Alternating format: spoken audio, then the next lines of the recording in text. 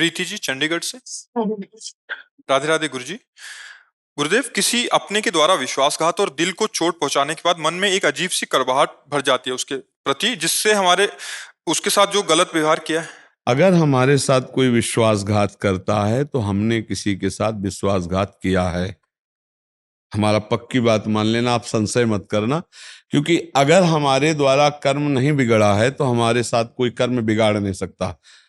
अवश्य में भोक्तव्यम कृतम कर्म शुभाशुभम, इसीलिए कहा जाता है अपने कर्मों को सुधारो।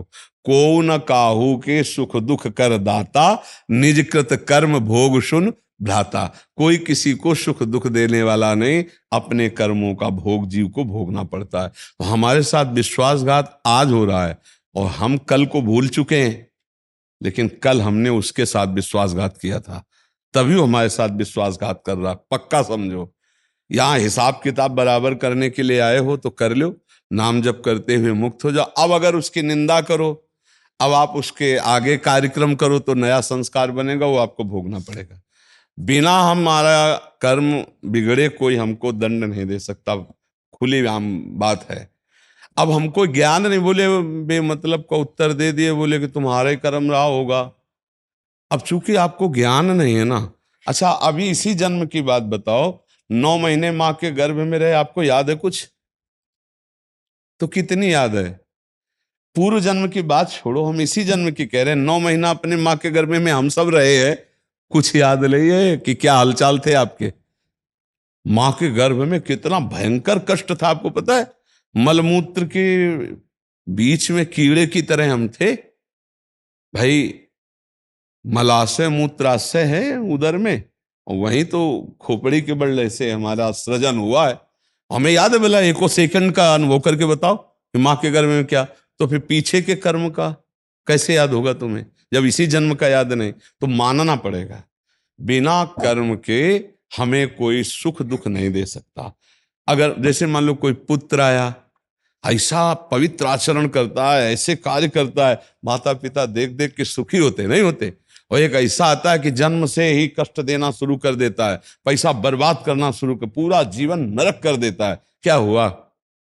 एक कर्म को भुगताने के लिए आया, पाप कर्म को, तो दुख ही दुख देता चला गया। एक आया पुण्य कर्म को भुगताने के लिए, कि उसके आचरण देख देख कर, उसका व्यवहार देख देख कर माता पिता का हृदय शीतल होता है।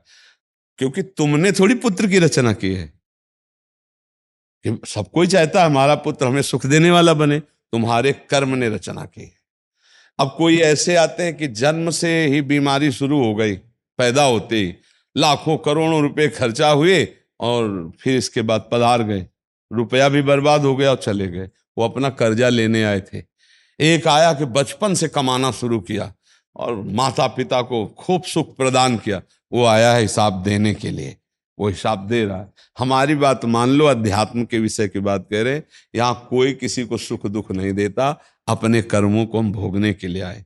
अब क्या करें? अपने कर्मों को भोग लें, नाम जप करके अगली फसल अच्छी कर ले, दूसरे को सुख पहुंचाए। हमने बेईमानी की है, उसी का फल भोगना पड़ता है। बोले हमारे साथ उसने विश्वासघात किया, तो हमने पक्का विश्वासघात किसी के साथ किया नहीं, हमारे साथ कोई विश्वासघात नहीं कर सकता। क्यों? किसका प्रश्न था? महाराज जी, उसके बाद ये पूछ रहे हैं कि जिसने हमारे साथ गलत किया होता है, फिर जब उसके साथ गलत होता है तो फिर हमें बड़ा अच्छा लगता है कि भगवान ने सही किया, नहीं, तूने मेरे साथ किया नहीं तो। नहीं, उसका कर्म है, तुम्हारे थे, तुम्हारे से थोड़ी हो गया। तो तुम्हारा बुरा किया तो इसके बाद उसका, अरे तत्काल थोड़ी किसी का दंड मिलता है। आप देखो कितने ऐसे आतंक फैलाने वाले लोग, दुष्ट स्वभाव के लोग बड़े बड़े अपराध करते हैं और तुमको आनंद में दिखाई देते हैं, बड़े सुखी दिखाई देते हैं। वो तत्काल थोड़ी। एक किसान फसल बोता है तो 4-5 महीना लगता है भैया। एक आदमी कत्ल करता है तो उसको 2-4-6 महीने लगते हैं न्यायाधीश को सजा देने के लिए। तो ये सरकारी काम है। अब आपका कोई बेईमानी की और तत्काल उसका एक्सीडेंट हो गया, हाथ पैर टूट गया, तो आप समझते हो कि आपका करने नहीं, नहीं, उसका वो कर्म संयोग चल रहा है। तुम्हारा कर्म संयोग तुमको भुगतना, उसका कर्म संयोग। क्या एक भक्त को ऐसी भावना भी नहीं आनी चाहिए? नहीं करनी चाहिए, नहीं करनी। उसको भगवत प्राप्ति में बाधा होती है महाराज जी। स्वयं के बाधा होती है। जो हमारा अपमान करे, जो हमारे साथ धोखा करे, अगर उसको कष्ट पड़े तो हमें भगवान से प्रार्थना करनी चाहिए, प्रभु उसकी बुद्धि शुद्ध कर दो, उसका मंगल करो नाथ, आप तो मंगल भवन है। तो उससे क्या होगा, उसका मंगल हो कि ना हो, आपका मंगल हो जाएगा। और आपको अच्छा लगा, भोगा भोगा ना, तो वो भोगेगा जो भोगेगा। अब आप जो नया कर्म कर रहे हैं ये आपके लिए बहुत महंगा पड़ जाएगा। इन बातों को कोई समझता नहीं ना, ये अध्यात्म का विषय है। उसको बड़ा सुख मिलता है कि देखा ना अपने कर्म का फल भोगा। और आप ये जो अब नवीन आपका चिंतन बन रहा है, दूसरे के प्रति द्रोह बन रहा है, द्वेष बन रहा है, ये आपको जलाएगा। इसलिए बहुत संभल के देखो, हम यहाँ आए मुक्त होने के लिए। ना हम यहाँ किसी का कर्जा लेंगे, ना किसी से कर्जा किसी को कर्जा देंगे, ना हम कुछ यहाँ किसी से द्वेष करेंगे, ना किसी से मित्रता करेंगे। बचा के अपने आप को निकाल लो, वही जीवन मुक्त हो जाना है। अब ये कर्म फंसाता रहता है जीव, तो आगे जन्म फिर लेना पड़ेगा। पुनरपि जननम पुनरपि मरणम पुनरपि जननी जठरे शयनम। एक का खेल हो रहा है, दूसरा नहीं है।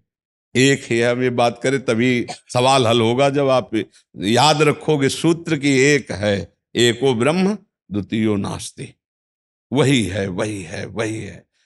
अब हमारे साथ जो भी बर्ताव कर रहा है वही परमात्मा कर रहा है, क्योंकि हमने ऐसे कर्म किए हैं, तो उस काम को भोग भुगाने के लिए वो विविध रूप रख रहा है। सच्ची मानिए वही है, बहुत कृपालु है, बहुत कृपालु है। जो भी वो कर रहा है हमारा परम मंगल कर रहा है। हमें दूसरे भाव में आकर के अमंगल मनाना, हम अपने प्रभु का अमंगल सोच रहे हैं, हमारे ही प्रभु उसके अंदर बैठे हुए हैं। अच्छा, प्रभु निकल जाए तो शरीर बेकार हो गया। तो हम अपने ही प्रभु के लिए तो सोच रहे कि अच्छा बुरा है, भोगे भोगे। अरे वो प्रभु की फिर आराधना क्या करना अगर दूसरे के लिए बुरा सोचे। प्रहलाद जी को जब भगवान प्रसन्न हुए, तो प्रहलाद जी के हृदय में एक दुख था।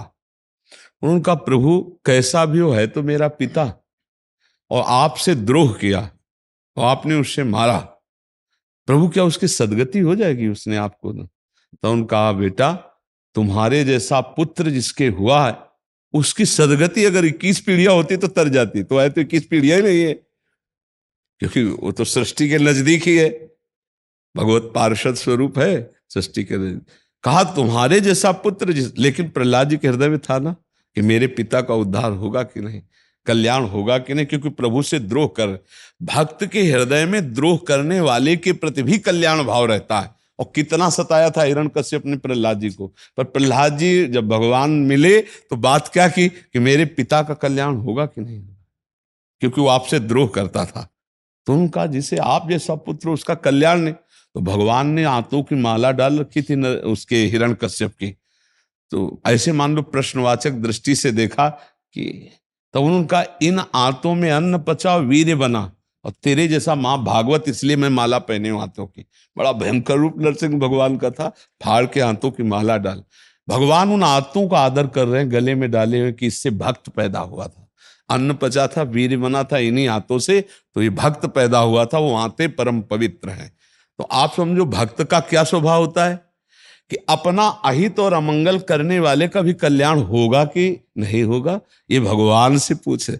मतलब भाव यही था कि इनका कल्याण हो जाना चाहिए।